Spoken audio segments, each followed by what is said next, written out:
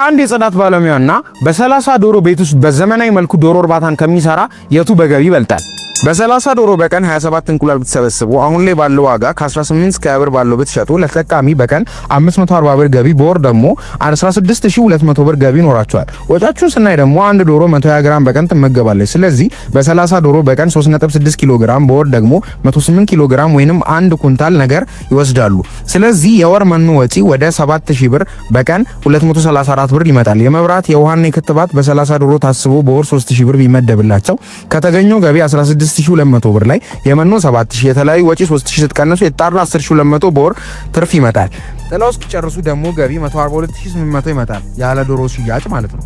ነገር ግን በ30 ዶሮ ለመስራት በቤት ውስጥ ኬጅ እንጂ የዶሮ እርባታ ተከራይቶ መስራት አያዋጣም። ሰራተኛም ቢሆን ከ500 ዶሮ በታች ሰራተኛ አይመከርም።